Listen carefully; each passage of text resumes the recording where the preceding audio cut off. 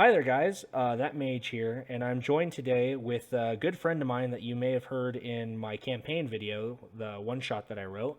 My friend Olaf the Bard, Yo, I'm Olaf the Bard. and Find me on YouTube at Olaf the Bard. There's two Olaf the Bards, which is kind of awkward. So you'll have to link it. oh One of yeah, them doesn't upload anything, and the other one also doesn't upload anything, and is me. okay. So it'll be a little side quest to go hunt you down. So today we're discussing a kind of different topic. We're talking about a Yu-Gi-Oh kind of archetype that doesn't have any lore because for some reason Yu-Gi-Oh does not like releasing lore with its archetypes. Did they ever? I feel like they used to. Everything that we know about certain cards I think has come from the TV series, and I Yeah, don't think it's actually come from anything like any textbook which lore. which the Dragon Rulers weren't in the anime at all. Right. So we're going to be breaking down a Yu-Gi-Oh archetype that's completely loreless, and we're going to try and come up with our own interpretation of uh, these characters to try and fit into D&D. All right. So for those of you who don't know, we're talking about something called the Dragon Rulers, which were a really strong and powerful game-breaking archetype, kind of the Voldemort of Yu-Gi-Oh, where everyone They, knows their name, but they don't want to talk about them. yeah, they were the tier zero of their time. So, what do we know about the Dragon Rulers? What is it that is just generally known about them? And I'll let you go first on this. Well, I mean, they're elemental dragons. They're directly related to the element that represents them. Um, Besides that, we don't know a whole lot. We know they have a baby version. We don't know if the baby version is specifically like a younger version of the Dragon Rulers or if it's just like a different version. So So, I think you can probably interpret it one of three ways. Either the Dragon Rulers are some sort of naturally occurring entity that just happens to be tied to an element. They are an elemental force that exists outside of the regular plane of existence, but still exists as a living creature, or there's some kind of representation of the natural disasters in which is depicted on their cards. which it's funny because when I was sitting here thinking about, okay, so what if we made them avatars of like said natural disasters, like earthquakes, tidal waves, volcanic eruptions, tornadoes? I realized translating that to like your average dungeon raiding adventure party might be a little outrageous. Sure. I'll pull a picture up for the video. I'm pretty sure I'm gonna go grab a picture to show you really quick. In Redox's art, I think there's a human near him, and it shows Redox as being like Tarask size. I'm pretty sure in that bottom. Oh, that's a tree. Yeah, so Redox compared to a tree. Definitely a tree. Yeah, It's fucking huge though. yeah. That's for sure. So he's like Tarask sized. Like he's got to be I bigger than think like ancient I dragons. I think that's still smaller than Tarask size. That looks about like what an ancient dragon should You be. think so? Yeah. Okay. Tarasks would far tower over those trees. Okay. I could be wrong. I'm not much for scaling sizes, but that's what it Yeah. seems like to me. Like he's enormous. If you were Oh, gonna, he's huge. it'd be like if this guy could just control the earthquakes on the material plane, I really don't think that we would be able to stat them and do them justice. You know. Yeah. So that being said, since we're diving into a completely loreless, uncharted territory worth of trying to lore out a Yu-Gi-Oh archetype that is a game that just does not do lore, I think that we have a lot to meld here. We got a lot of clay that we can throw in the kennel and see what pops out. I have some notes here that I'm going to run by you and kind of see how you feel about some of these. We're going to just go through them one at a time, and we'll see what at the end of the conversation how we feel about it. So, So before we go into that, there are yeah, two things I want to do real quick. So go ahead. first thing, I want you to look at this card art. Okay. This is Reactin, Mm-hmm. who is just taller than a tree. Yeah. So that's kind of fascinating because Yeah. that's supposed to be the baby version. And it's awesome to try and link this to D&D because there are the four elements, the four elemental planes in D&D. So Yes. as we'll go through this, we're going to keep in mind there 100% going to be linked to those planes. Like, there's almost no way around linking these elemental creatures to the planes of their element. I mean, the only way to have these things exist with how large they are would be they would have to be like either from the planes and currently existing there, or they would have to just be like slumbering giants or some shit. Yeah. Like, the Trask is a thing that is a legend that people don't actually know if it's real or not, specifically because it's sleeping. Yeah. So. And it sleeps until it doesn't. Yeah, exactly. So it's either these things are like that, like, and you could do that. Redox can be a mountain, and when it Latcher snores, can be a the volcano. earthquakes. Yeah, and fucking Tempest can just be hurricanes. Like, you could do that. Yeah, it's not super original, but you could do that. Right. So the fact that there's 4 of them, there's the 4 planes of elements, is going to go into my first kind of note that I have written here. I was thinking that they could be embodiments of the natural disasters, kind of like this 4 horsemen of the apocalypse vibe. You could also tie them to, like, if anyone's familiar with Pokemon, their Gen 3 legendaries, like Groudon, Kyogre, Rayquaza, or even the Regis, these elemental forces of nature that seemingly have just legendary epic power over things that people just can't necessarily comprehend. Right. And there's all this mythos and mythology about stuff like Kyogre ruling the seas, or Groudon ruling mountains and land. Rayquaza's there to be the goalkeeper and make sure that everything stays in balance. So how do you feel about these things potentially being symbols of the end days? Like, think of 2012, the movie, with all those natural disasters. Maybe that's what happens when these dragon rulers are awoken or released, or touch the material plane. So I do like the idea. Having these things be an embodiment of natural disasters, I think, would make sense in 2 different ways. One way would be literal, which is they show up and these natural disasters happen because they're there. Yeah. And then the other would be more of a spiritual, which would be at some point, some sort of prime material creature has encountered these creatures and associated them with these natural disasters. They don't necessarily bring them. They can cause them. But, it's kind of like metaphorical. Like, hey, that is... Well, yeah. You know how, like, in a lot of Native American culture, there's... animals represent the seasons because you see certain animals during certain seasons. Yeah. It's kind of like that. They don't actually represent it, but because it's likely to happen around them, they do represent that. Yeah. If it were me personally, I wouldn't go that route because, that's been done to death. Yeah. I would actually go the literal route.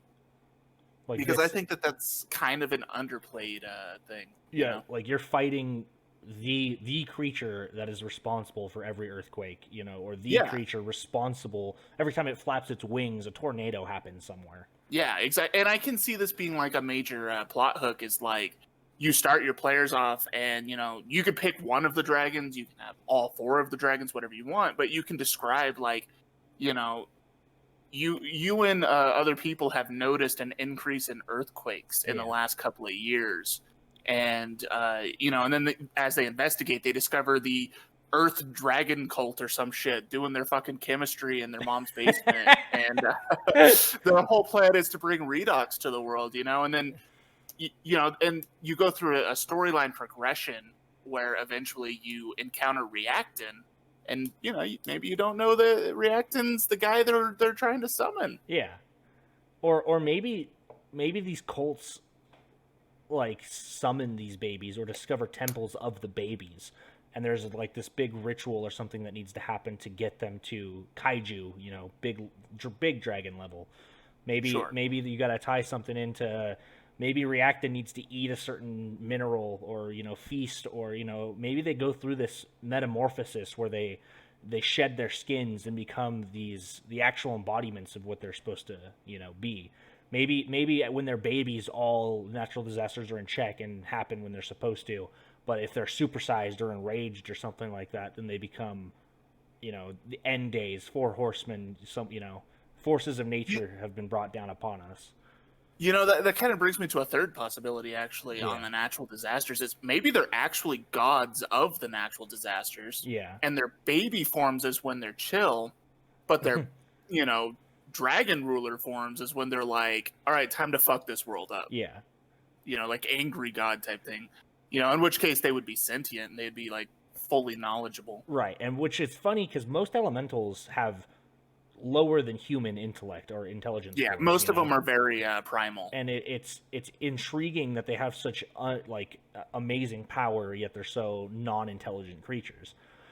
And so these first few points that we're going to go through and kind of spitball around, these are before I did all my elemental research, so these are going to be a little weak. And then when we get down to my later notes, it's going to show, like, I'm going to try and, like, throw some ideas your way, and I'll kind of inform you of why it might make sense in certain situations. Sure.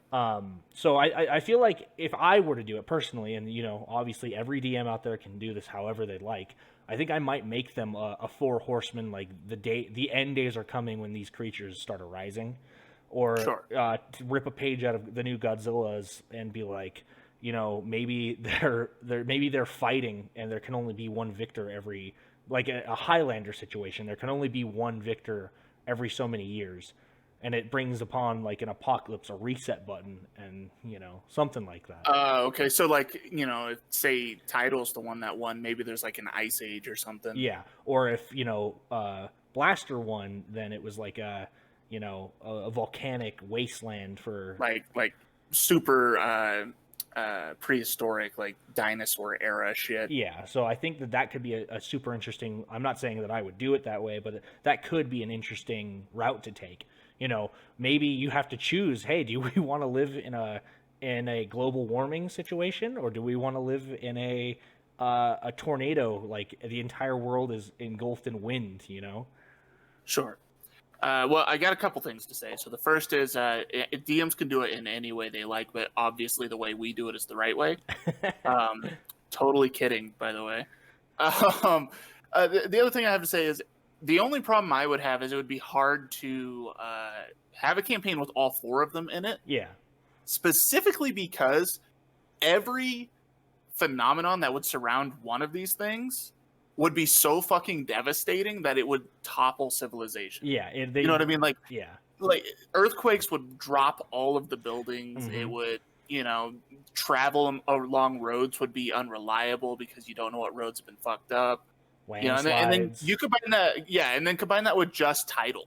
Yeah. You got that and floods and torrential rain and hurricanes, tsunamis. Like, it can be nuts. Now, for end game, I think that would be awesome. Your party's level 20, they think they finished the campaign, then all of a sudden shit's fucked. But man, could you imagine going through that campaign? Yeah, like where for some reason it's starting to look like Noah's Ark, like the gods are angry. Yeah, flooding exactly. It's like, what did you do? I guess you got to go hunt down the embodiment of it. And so, I personally, if I was going to include one of them, I have a soft spot in my heart for these dragons because I love them so dearly. I love their art. There's just something about them that just draws me to these things. I would do my best to tone them down into maybe little aspects or little avatars of natural disasters, just so I could include all 4 of them. I mean, any DM could take one of them and run a whole campaign about just one of them. Personally, I would build, like, this mythos of, like, these 4 avatars. I'd shrink them down a little bit to be an actual fightable scale. I'm not saying that they're not fightable, but they're very large creatures. So, that's just my opinion. I mean, you could. So, what I would probably do. So first thing, I got to get this out of the way. Mm-hmm. I wouldn't run a campaign where all 4 of these were relevant. Right. I would run them in different campaigns. Mm-hmm. But if you held me at gunpoint and you forced me to write a campaign with all 4 of them, here's what I would do. So all of the 4 different rulers would be in their own elemental plane. Right.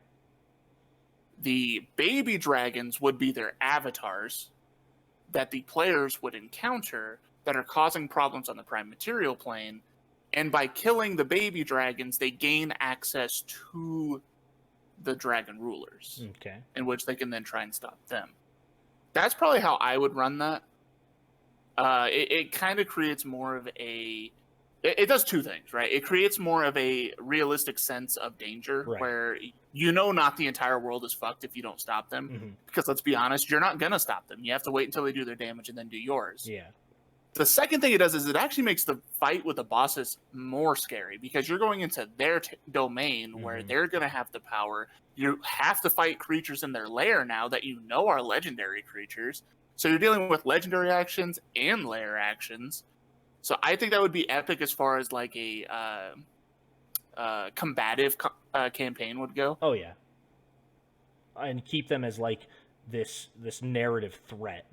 You're telling the players if you fail, you're likely going to the world will end. Like yeah, because I mean the problem with Tiamat, right, was like you get to Tiamat and you have to fight Tiamat. Yeah, but you're not level 20, and Tiamat is a CR 30, which in 5e terms just means we don't actually know. She's just fucking ridiculous. Yeah, and I think that's a great thing that you could do with these creatures is just say, you don't even have to stat these creatures out. You could, flash an image to your players and say, look, this is a illustration of a wizard in some ancient book that said this thing is, and just intimidate them with the sheer force and power that these creatures have, so that they have an incentive to actually want to stop the lesser, more interesting villains, rather than these just, classic, oh, it's the end of the world, those tropes. Yeah, exactly.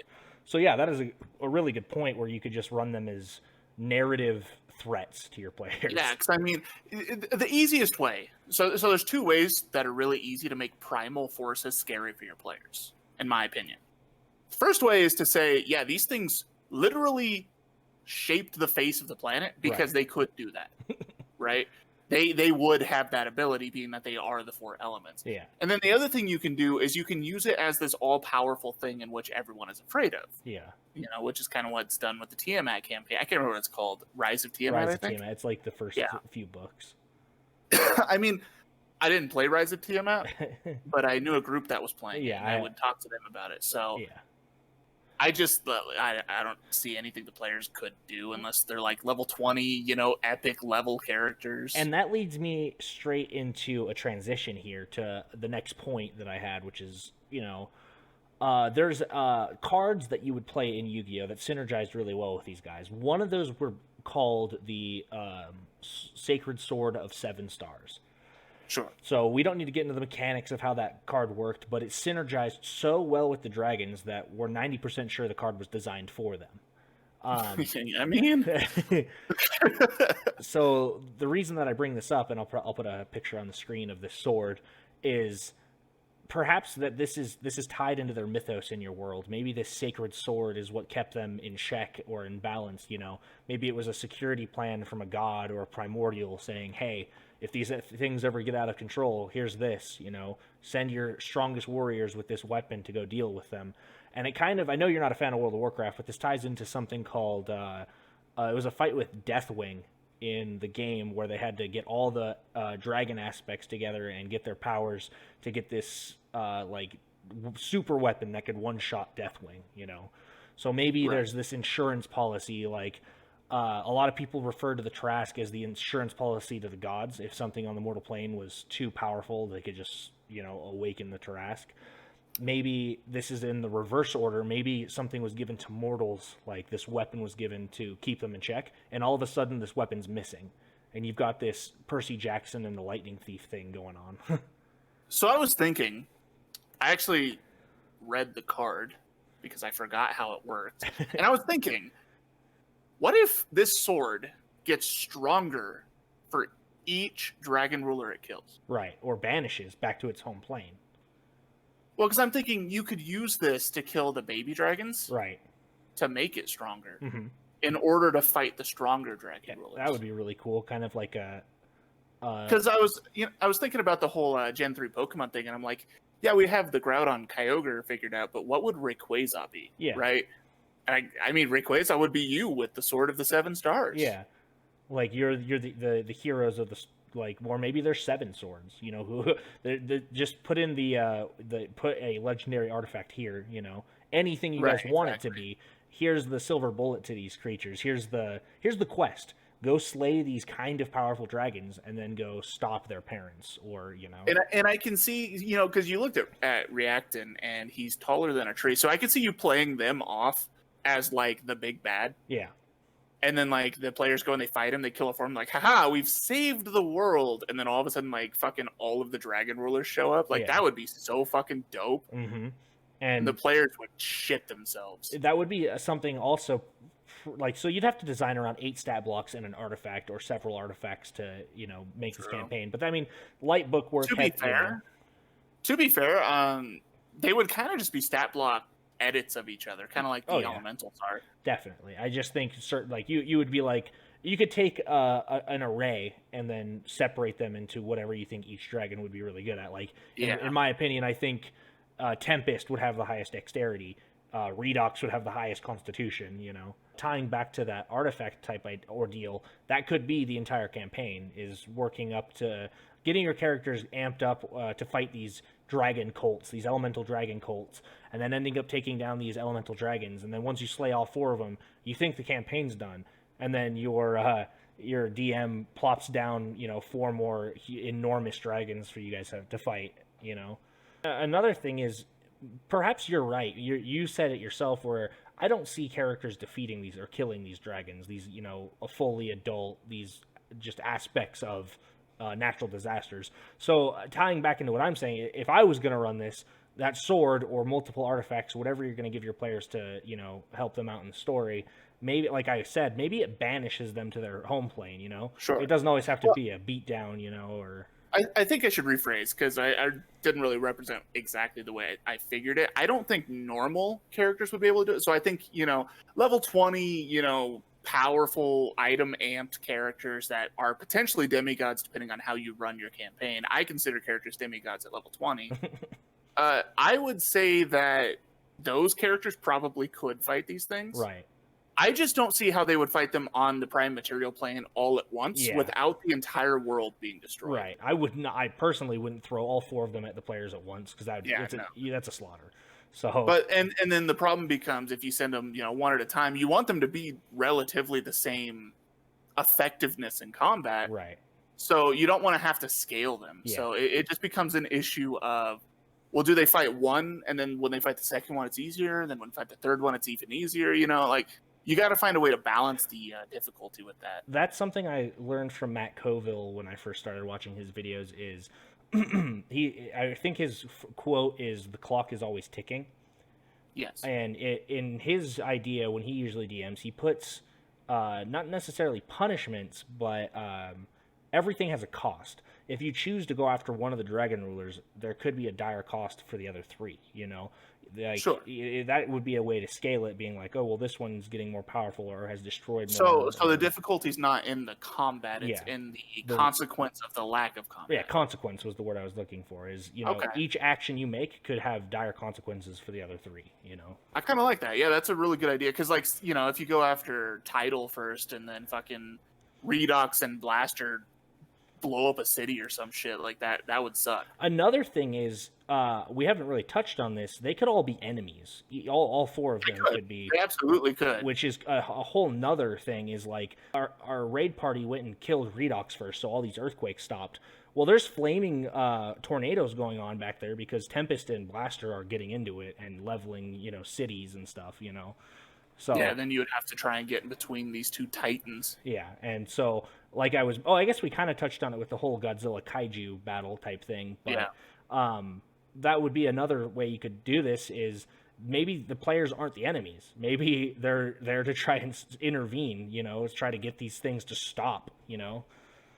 Maybe it's not so much the players versus the dragons, but it's the dragons versus the dragons that's the problem. Maybe the Sword of 7 Stars is a way of controlling them. Perhaps. Maybe that's like a big governmental plot point where whoever controls the sword, you know, decides the fate of the world. If we go back to the Rayquaza metaphor, think about it. Rayquaza doesn't really fight, per se. It's more like he kind of just grounds them. He says, go to your room. Yeah, pretty much. So, like, the sword can kind of be like that. You know what I mean? Where you can, but of course, you would have to defeat them with the sword for it to work. Right. It's funny that you mentioned that exactly, because another here, going back to my notes, I said they could be accidental. You know, someone could accidentally unleash them, and they could have linked artifacts like the sword. And then my third line in this note is, what if they were like the Pokemon elemental birds? If you remember Pokemon 2000, the movie. Like Yeah. Articuno, Zapdos, Moltres, they're all fighting for territory. Yeah, Zapdos bodies because the other two are weak to electricity. Getting around type advantage. That could be another thing, is maybe someone stopped some yearly ritual that was keeping these things in check. Something sacred or something had been disrupted, and this is the consequences for that. And you could play Lugia. If you're familiar with the movie, you could play the coach, the person trying to fix and solve everything. Maybe you turn one of the dragon rulers into a protagonist and put it on the party side. Maybe Tempest is trying to help you guys stop Redox and Tidal, and it's completely up to you as a DM to decide how that would play out. But that's just another option for you. Well, I was going to say, to add on to that, there's also what we were discussing earlier today, where maybe these things are sort of like draconic legends, right? Like, people have never heard of these, but dragons who have been around long before people, maybe they've seen these things and they have legends passed down about them. Ooh, I really like that. I mean, they can kind of be like, because it would kind of be like, dragon gods, essentially. Oh, yeah. They're the oldest living dragons, something like that. When the dragons get around campfires and tell legends and stories, these are what they talk about, I just imagine dragons sitting around, all you see is a fire and it just zooms out and it's a town. Yeah, it's just they're sitting around a burning town, speaking in Draconic. Hey, you remember the old legend of Blaster Grandpa? You want to tell me about that? And he gets shivers down his spine. Like, we don't talk about those anymore. we don't talk about the dark times. Yeah. So maybe, that's a really interesting, and I really enjoy that. Maybe they don't belong to those pantheons of dragons per se. Maybe they don't belong to chromatic and metallic, They're their own sentient, like, forerunners. They're the forerunners of. They could be the ancestor to elemental and dragons separately. Maybe if that's the mythos you want. Maybe these things came before dragons and elementals, and they maybe they were one species at one point and split apart. You don't have to follow the Forgotten Realms lore. You don't have to be like, well, where does Tiamat fit into all of this? Scrap it all. If you want 4 elemental, dragon god, using that term loosely, deities that rule over the material plane and the 4 elements, then these might be perfect. If you've ever wanted to see a living volcano or a living earthquake, these are there for that.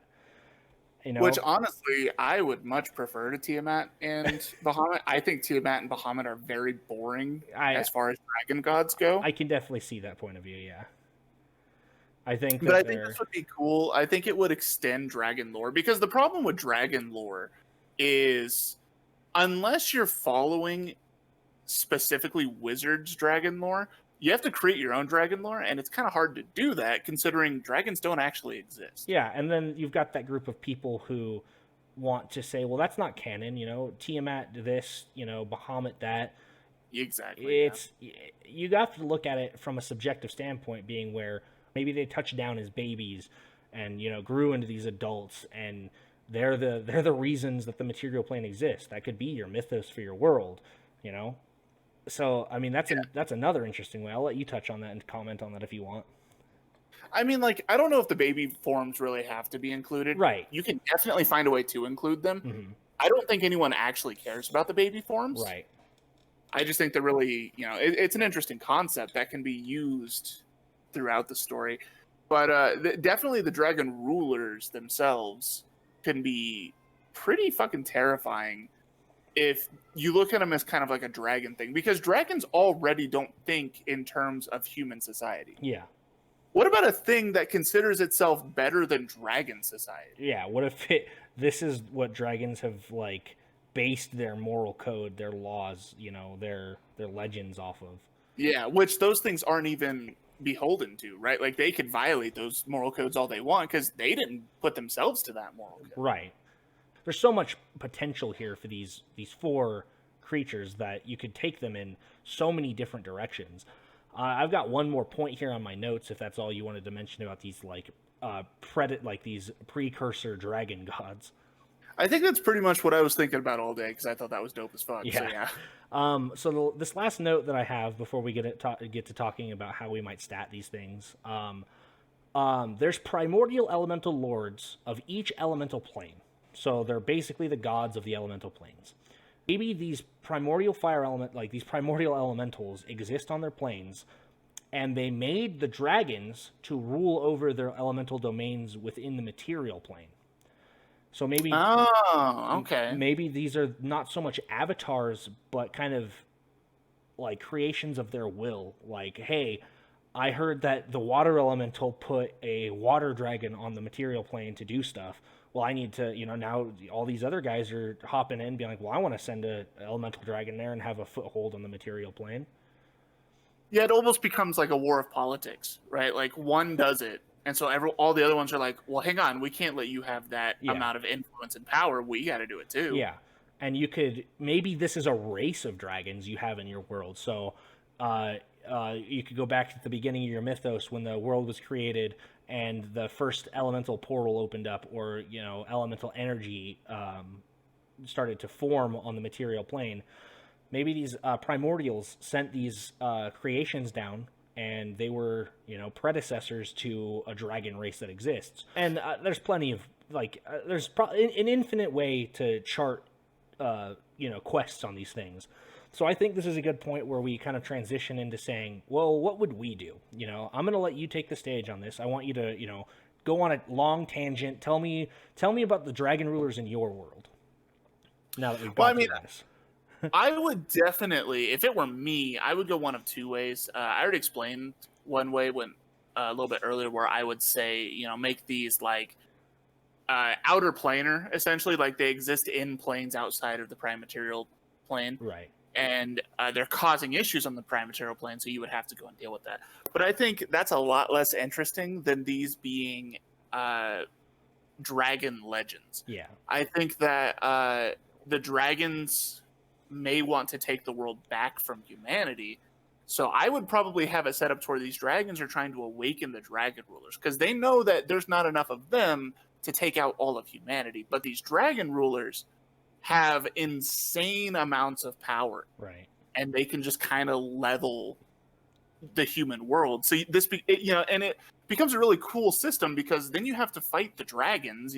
People don't fight dragons enough in Dungeons and Dragons. I know that's a weird thing to say, but almost no one runs dragons, right?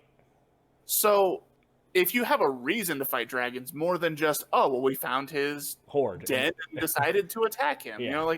If there's an actual moral reason to fight against a dragon, it's two different moral mentalities clashing, because this gives an opportunity to play more balanced dragons, as well as more powerful dragons, as well as wizard dragons, and because the dragons would need some sort of magic to bring back the dragon rulers, and then the final boss would be dragon rulers. Yeah.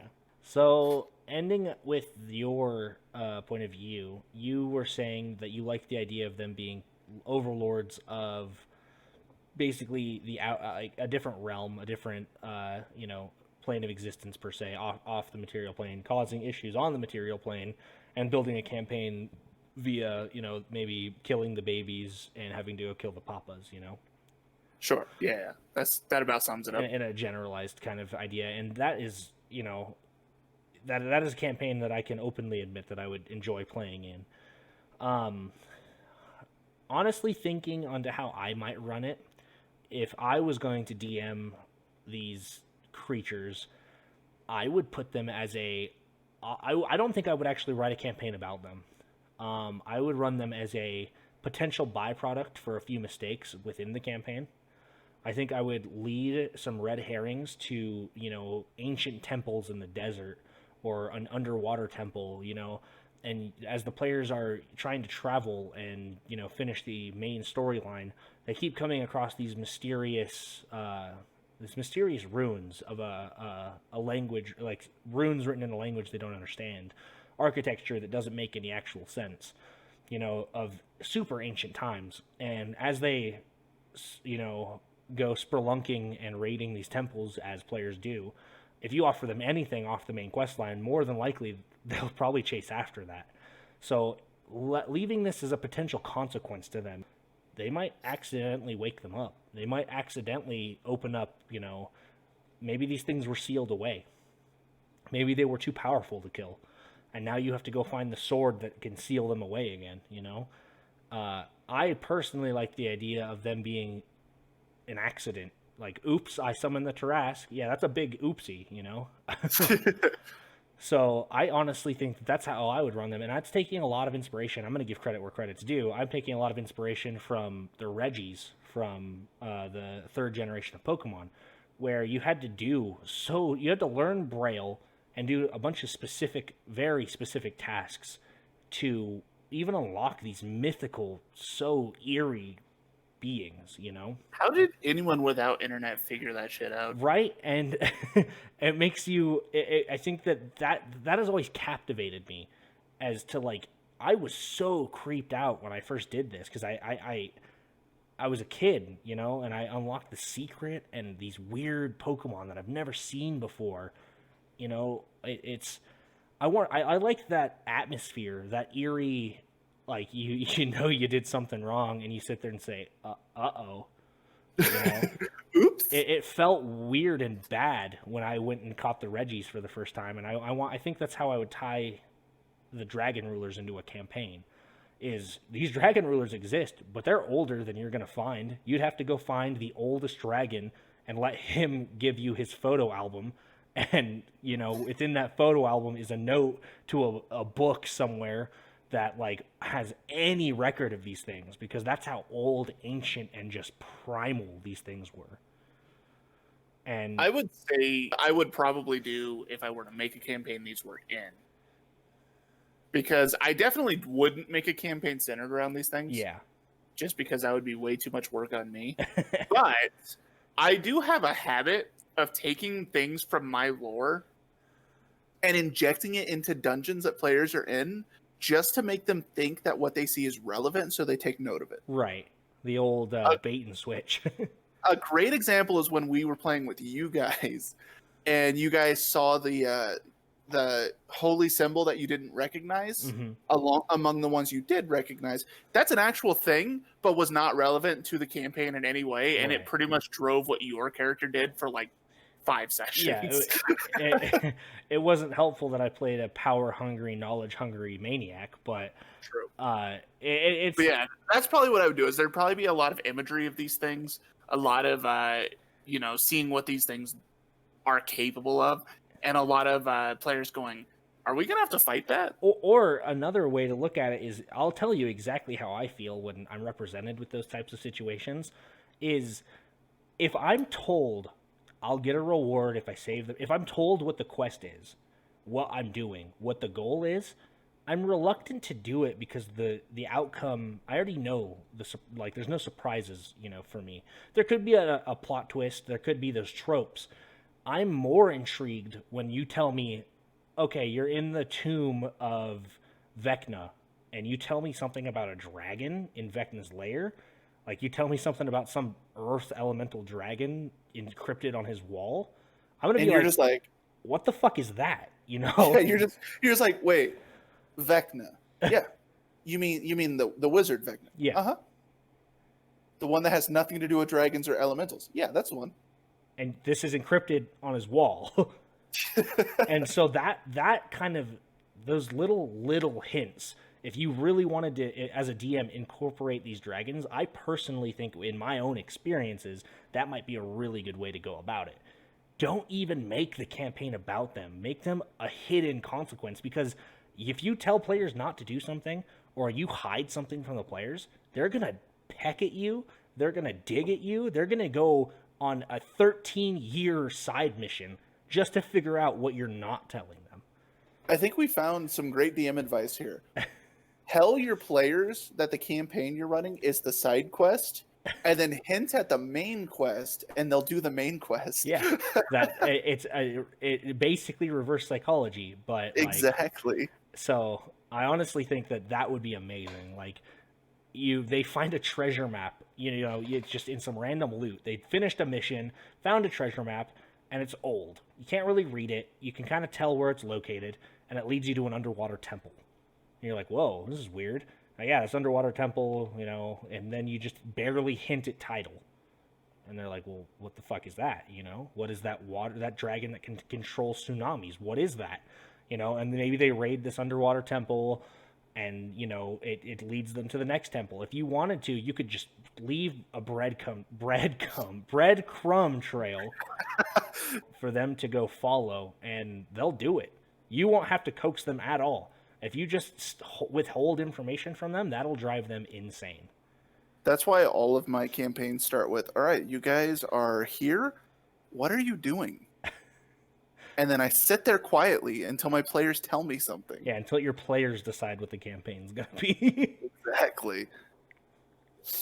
Now, there is one other thing that I don't really think we need to say, because I think everyone has come up with this. Go ahead. At some point. You fight all 4 of them, and then they fuse into one dragon that has control over all 4 elements and becomes the avatar of dragons. So you have to hunt down a level 10 like scroll, like deity magic scroll called polymerization. And what this does needs to be a thing. Why is this monster not a thing? Yeah, no. There you go. If you're looking for, maybe your players are min-max cheaters, and they end up defeating all 4 of them. There's that.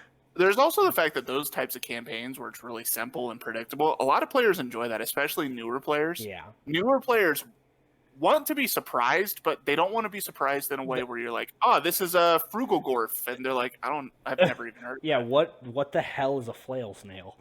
Yeah. But, yeah, so I think we've touched on a lot of what lore and direction that you could take these beasts that deserve lore. They deserve backstory. They're too epic in proportion and hold too much emotional weight over so many people. They deserve lore.